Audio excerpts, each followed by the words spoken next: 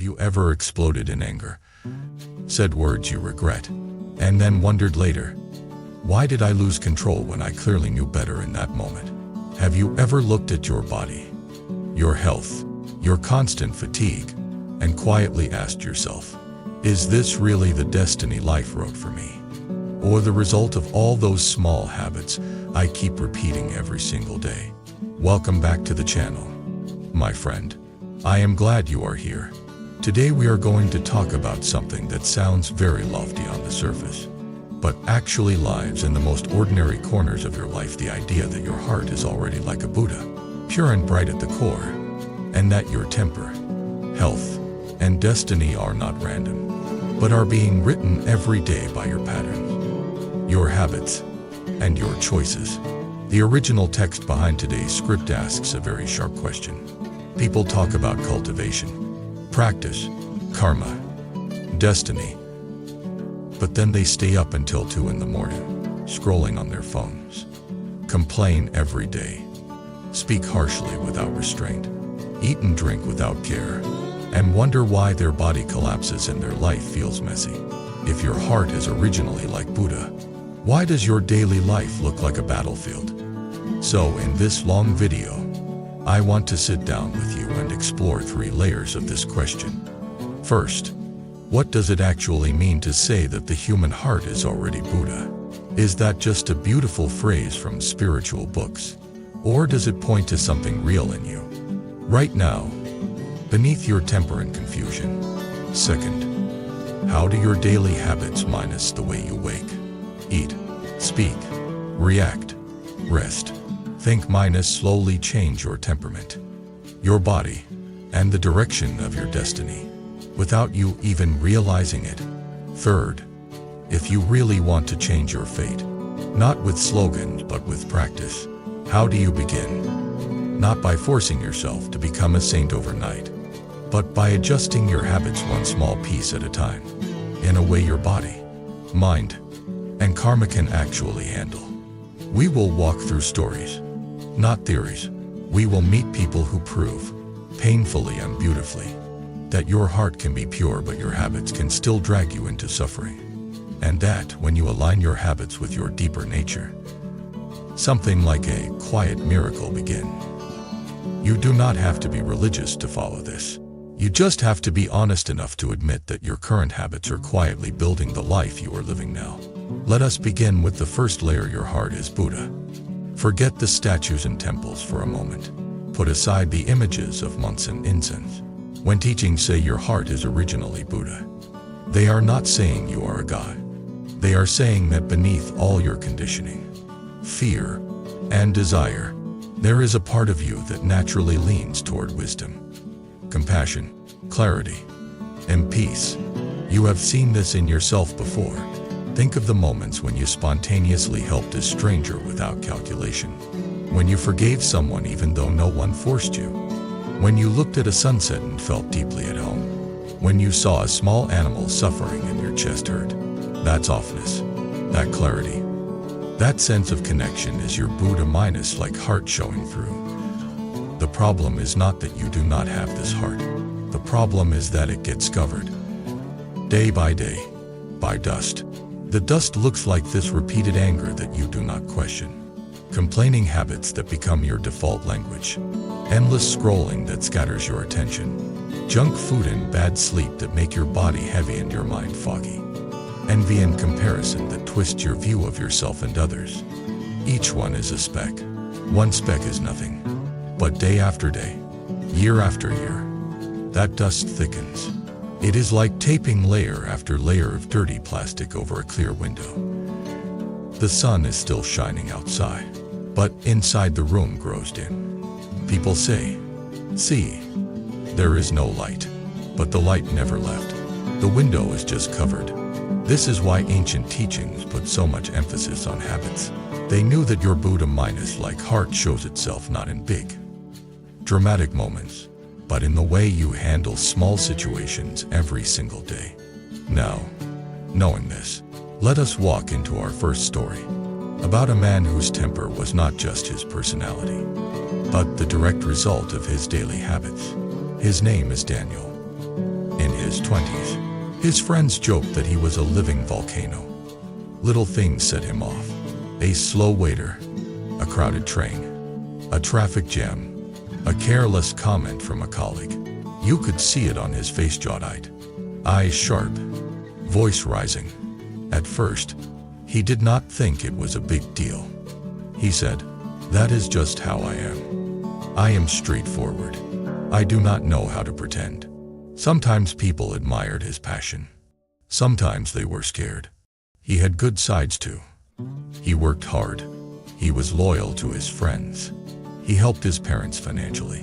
But his temper kept causing damage. He lost one job after a fierce argument with a manager. He broke up with a girlfriend after shouting matches that left both of them exhausted and wounded.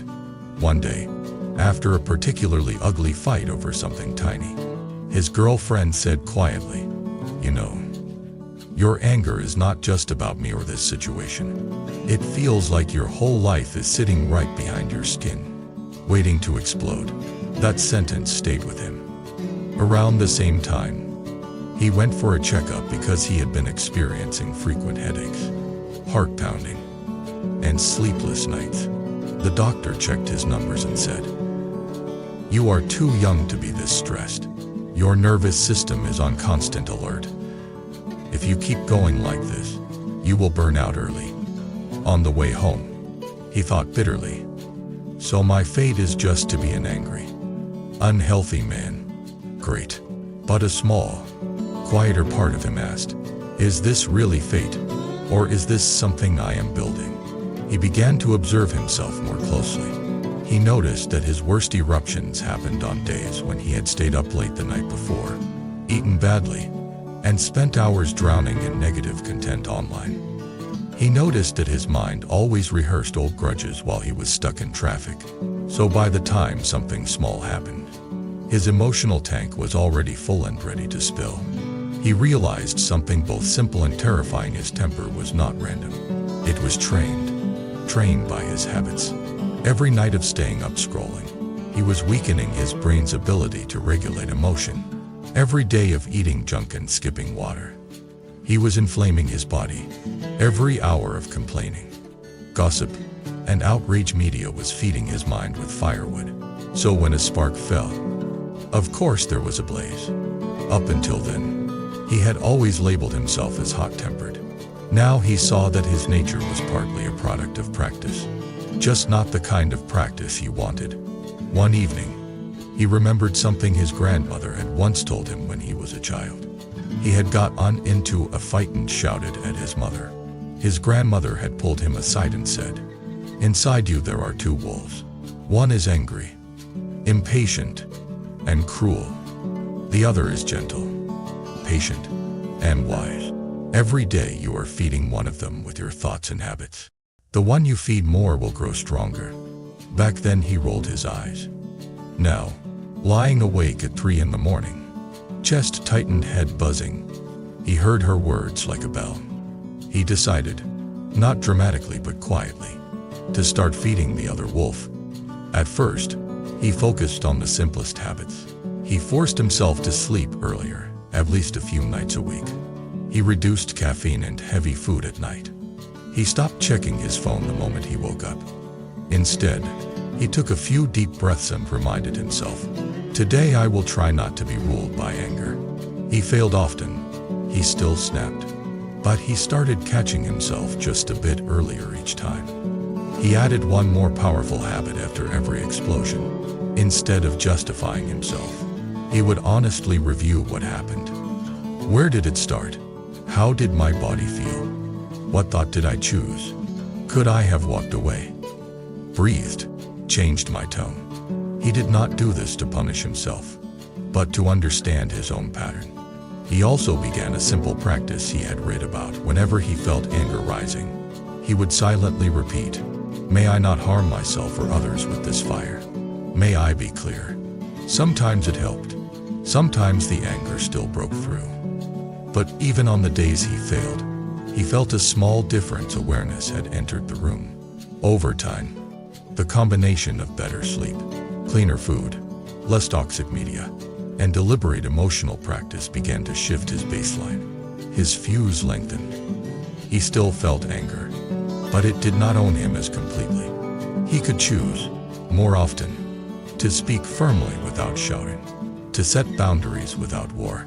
One day, his mother said to him, "You look calmer lately. You look more like your grandfather used to. When you were small, you had his eyes. I worried you had lost them. Maybe they are coming back." Her words touched something deep in him. He realized that his Buddha-like heart had not vanished. It had just been buried under years of unexamined habit. As he changed his habits, that deeper nature had more space to show. From a karmic point of view, this is very straightforward. A habit is a repeated action that digs a groove in your mind. The deeper the groove, the easier it is to slide into it. Each time you repeat anger, you'll make it easier to become angry again. Each time you repeat patience, you make it easier to choose patience again. Over months and years, those grooves harden into what people call personality. And your personality, in turn, shapes your destiny. Temper destroys relationships, jobs, health. Calmness opens doors. So your daily habit of reacting or responding is not small. It is destiny work. Now let us turn to our second story. About your body. There is a woman named Lisa. In her early 20s, she proudly called herself a night person. She loved staying up late, midnight snacks, drama series, endless scrolling. She told herself that the quiet of the night was her own time. During the day, she drank coffee to stay awake, ate whatever was cheap and fast, and told herself that youth was the time to enjoy. Work could be rushed through. Health could be fixed later. She had heard older people talk about sleep, eat, and balance. She thought they were just being nagging and old-fashioned. Her friends lived the same way. Social media was full of jokes about surviving on coffee and chaos. It felt normal. In her late 20s, small cracks appeared.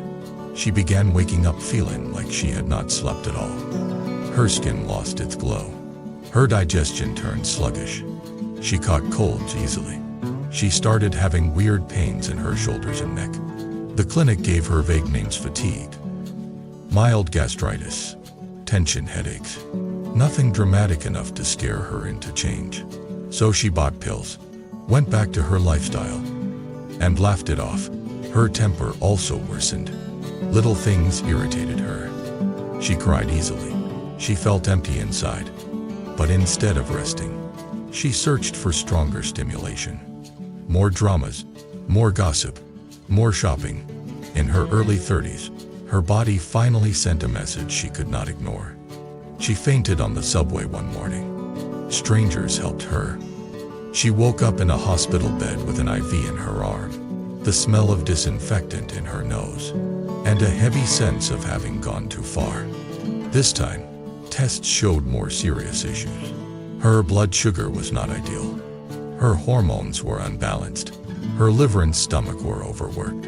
The doctor looked at her and said, "If you keep living as if your body is indestructible, you will pay a bigger price in your 40s and 50s. You are not being punished. Your habits are simply showing their results." Those words shook her. She went home and looked at her life with new eyes. On the surface, she was free. No one forced her to sleep late. No one forced her to eat junk. She was making all those choices herself. And every choice was a small stone on the path toward her current condition. She remembered something she had read once but never really absorbed. Your body is the temple where your practice happens. If you burn down the temple, where will you awaken? The idea that her heart might be originally Buddha-like had always sounded nice. But she realized that without a functioning body, that pure heart would not have much chance to express itself in this world. Any wish to change her destiny had to pass through the gate of her physical form. So she began, like Daniel, with small, concrete changes. She set an alarm not for waking up, but for going to bed. She forced herself, for a month, to turn off screens by a certain time. She created a simple evening ritual: dim light, a warm shower, a few pages of a paper book. a few slow breaths. In the beginning, she hated it. Her mind screamed for stimulation. But she held the line, telling herself, "This is not punishment. This is how I apologize to my body and start over." She adjusted her diet bit by bit. More real food, less processed junk, more water, less sugary drinks. She did not go extreme. She just tried to be respectful.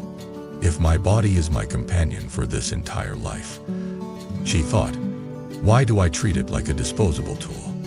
Exercise was the hardest, so she chose something gentle, walking every day. No matter how busy, she forced herself to walk at least 20 minutes without her phone. No podcast, no messages, just the sound of her feet and her breath. At first, it felt boring. Then it started to feel like relief. After several months, something shifted. Her energy slowly returned. Her mood stabilized. The constant irritability and sadness softened. She still had problems, but she no longer started every day at a deficit. An interesting thing happened to her sense of destiny as well. Before, she often thought, my life is hopeless. My fate is just to be tired and stuck. As she changed her habits, that thought lost its power. She realized, if I can change my sleep, my food, my movement, and feel this different, maybe other parts of my life can change too. From a karmic perspective, this is obvious once you see it. Every cigarette, every all-nighter, every binge, every day of ignoring your body's signals is an offering but not to Buddha, not to wisdom. It is an offering to exhaustion, disease, and regret. On the other hand, every night of decent sleep, every balanced meal, every gentle stretch, every glass of water is a small incense stick burned at the altar of your future self. You are either making offerings to suffering or offerings to awakening through your body every day. Your future sicknesses are not entirely under your control. Of course, genetics, environment, accidents all play a role. But your habits are the part of destiny that you can negotiate with every single day. Now let us move to the third story, where all of this minus temper, body, and deeper destiny minus come together. This is the story of a man named Eric. At 45, he hit what people around him called a middle-life crisis. But if you looked closely, it was not a sudden crisis. It was the harvest of his everyday life. On the surface, he had done well. Stable job, decent income, a family, a car, a mortgage, holidays every now and then. The usual picture of success. Inside, he felt hollow. His temper was short. He shouted at his children, argued with his wife, rolled his eyes at his aging parents. His body was heavy. His stomach often burned. His chest felt tight, and sleep never felt refreshing. He called himself realistic. He made cynical jokes about spirituality and destiny. Buddha minus like heart. He would say, if I had that, my boss would not be such an idiot and my kids would not talk back. Then life gave him an alarm call. One morning he felt a sharp pain in his chest and arm. Cold sweat, short breath. His family rushed him to the hospital. It turned out to be a warning, not a full attack, but the message was clear. His heart, the physical one, was not happy. Lying in the hospital bed, hooked up to monitors, listening to the beat of his own heartbeat, he felt something he had not allowed himself to feel for a long time. Fear. Not the usual annoyance or stress. A deep fear that he might die sooner than he had planned. That his children might grow up without him. That his life might end in a pile of undone tasks and unsaid apologies. He thought of the times he had snapped at his daughter for being too slow. The times he had mocked his son for crying. The times he had ignored his wife's attempts to talk, burying himself in his phone. He thought of his parents, who called him often and heard only impatience in his voice. In that bed, something inside him whispered, "Is this who you want to be? If you do not wake up tomorrow?" Tears came. He had not cried in years.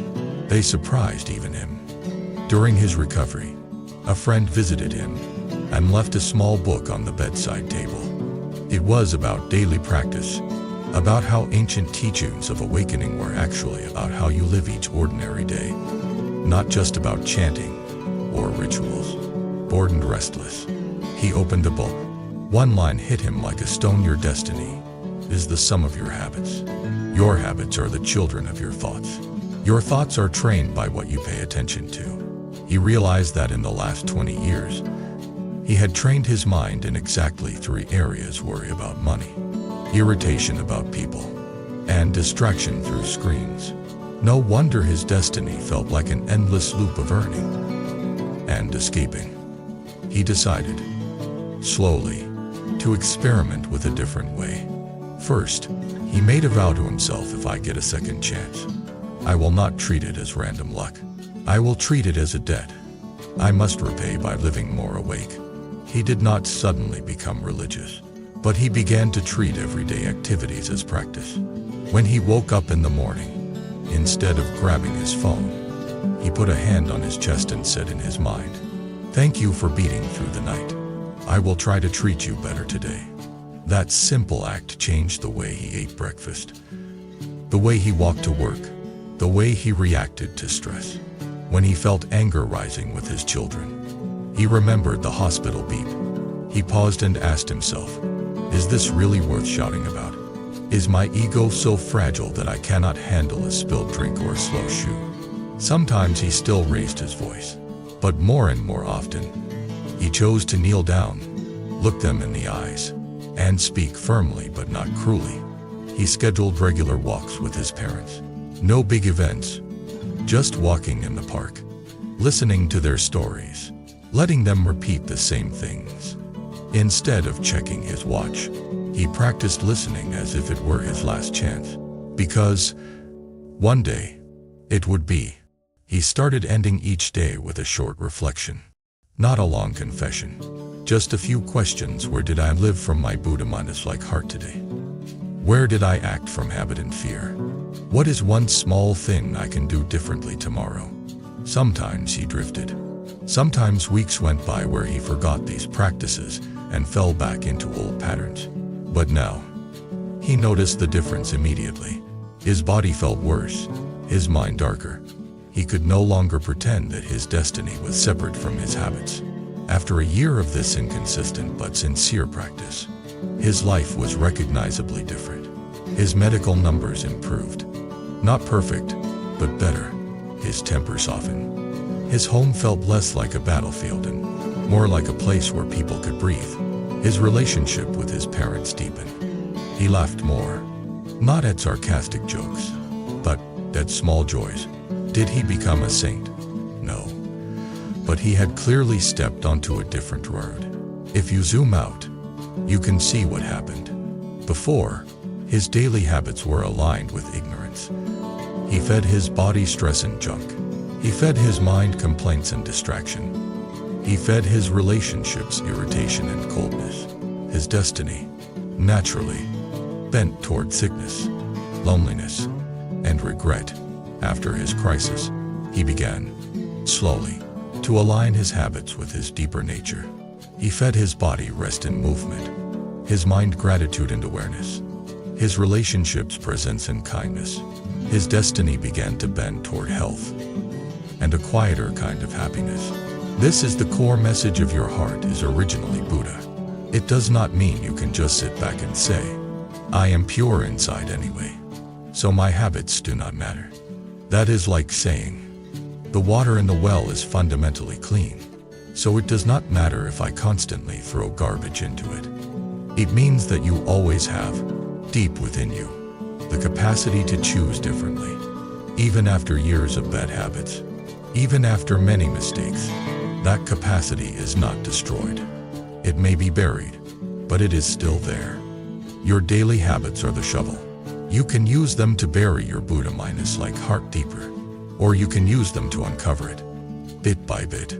Now, you might be thinking, this all sounds inspiring, but my life is messy. I am busy, tired, maybe even ill. I have a temper. I have bills. I do not have the luxury to live like a monk. I hear you. And I agree you probably cannot move into a mountain cave and meditate for years. But that is not what this is about. Real practice, the kind that changes destiny, almost never happens in caves. It happens in the kitchen, when you choose not to shout at your partner over a small mistake, on the bus, when you choose to breathe instead of silently cursing the crowd, at your desk, when you choose to focus on one task instead of feeding your addiction to distraction, in bed, when you choose to sleep instead of sacrificing your health to one more episode or endless scrolling. Every one of those choices is a tiny turning of the wheel of karma. You might say, but these are so small. Yes, they are small. That is exactly why they work. Big resolutions burn hot and die quickly. Small, repeated actions dig deep grooves. The same way your current habits built your current situation, your habits will build a new one. So if you are asking, how do I start aligning my habits with my Buddha Minus-like heart? Here are some concrete directions. All of them simple, none of them easy. First, choose one area: temper, body, or mind. Do not try to fix everything at once. That only feeds perfectionism, which is just another kind of ego. If you start with temper, your practice can be notice your body signals before anger explodes. The tight jaw, the fast breath, the hot chest. Treat these as alarms, not commands. When you feel them, pause for just one breath before speaking. One conscious breath is already spiritual practice. After you lose your temper, instead of defending yourself, apologize sooner. Not because you are worthless, but because you respect your own heart enough to clean up your mess. If you start with body, your practice can be pick a reasonable bedtime and protect it like a sacred appointment. Add one healthy thing a day instead of obsessing about removing all the unhealthy things at once. One glass of water, one piece of real fruit, one small walk. Listen to your body's pain as a teacher, not just as an enemy. Ask, what habit is this pain asking me to examine?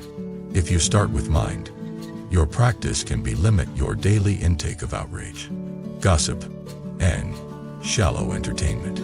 Not because these are evil, but because they steal the space you need to think clearly.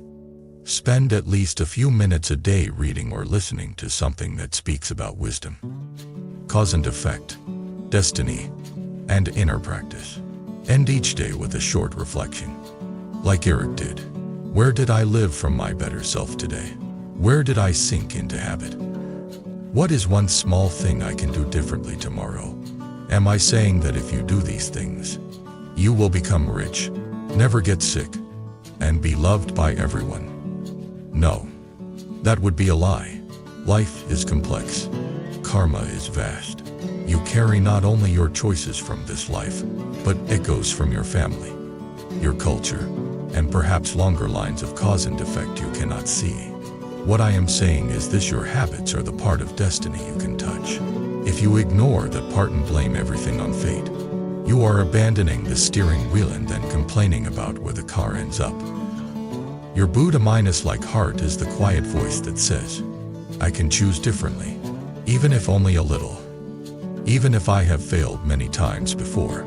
If you keep listening to that voice and giving it small daily support through your habits, your life will gradually reflect that. As we come toward the end of this long script, I want to talk to you not as a narrator, but as a fellow traveler. Maybe you are watching this on your phone late at night. Eyes tired, mind buzzing. Maybe your body hurts in places you do not talk about. Maybe you are ashamed of your temper, of the way you treat people you love when you are stressed. Maybe you secretly believe you are beyond help, that your fate is fixed, that your habits are stronger than your heart. If that is you, I want you to hear this clearly: you are not beyond help. Your fate is not a prison. Your habits are strong, but they are not stronger than your deepest nature. The part of you that is listening right now, that feels a quiet yes when you hear about awakening, wisdom, cause and effect, and practice minus that part is your Buddha Minus-like heart. It may be weak from neglect, but it is not dead. You do not need to change everything tomorrow. You just need to prove to yourself today that you are capable of one different choice. Go to bed a little earlier. Drink one more glass of water. Pause once before you shout. Say thank you to your body. Say sorry a little faster. Breathe on purpose at least 3 times. These are small. They are also revolutionary. Over weeks and months, you will start to feel a difference. Very small at first. A little more calm. A little less guilt. A bit more energy. A quieter sense that you are not being dragged by life as helplessly as before. At that point, many people make a mistake. They get impatient. They want bigger change faster. They think, if I can do this, I should also be able to transform my whole life in a month. They pile on more practices, more rules, more demands. Then they burn out and go back to their old habits, feeling that they have failed. Do not do that to yourself. Treat this like cultivating a field. You do not dig up the seeds every day to see if they have grown. You water them, protect them from obvious harm, and trust the process. Your daily habits are the watering. Your heart, originally light and clear, is the seed. Destiny is the harvest. If your harvest today is bitter, do not waste all your energy cursing the field. Notice what seeds you have been planting. Then, start planting differently. If you feel comfortable, share in the comments one habit you know is quietly harming your temper, health, or destiny, and one small new habit you feel ready to try. Not the ideal habit, not the perfect one, just the next kind step you can actually take. Your story might be exactly what another tired person needs to hear tonight. Someone who believes they are stuck may see your small step and think, if they can start there, maybe I can too. If this long script kept you company, if it made you look at your temper, your body, and your destiny with a little more honesty and a little more hope, please remember to subscribe to the channel. Click like and leave a comment. That is how you tell the platform that these slower, deeper conversations about awakening, wisdom, cause and effect, compassion, practice, and destiny are worth sharing with more people. If you feel moved to support this space more deeply, you can also consider joining as a member. That support helps me continue turning short texts, like the one behind today's video, into long, story-filled scripts that you can return to when you need a reminder that change is possible. Thank you for staying all the way to the end. May you remember, in your hardest moments, that your heart is already capable of wisdom and compassion. No matter how messy your habits have been, may you have the patience to change your destiny one small daily choice at a time. And may your future self look back on this very day as the quiet turning point when you stopped treating your fate as a sentence and started treating it as a path you are actively walking, step by step, with a clearer mind and a kinder heart. At the end of the day, we all need something that brings us back to ourselves. Something that reminds us to slow down, breathe, and stay centered. Simple bracelet can do exactly that. Every bead you touch brings your mind back to calm, back to clarity, back to the present moment. If one of the bracelets you just saw resonates with you, you can find the purchase link in the video description and explore more beautiful styles in our channel store. Let the one meant for you find its way to your wrist.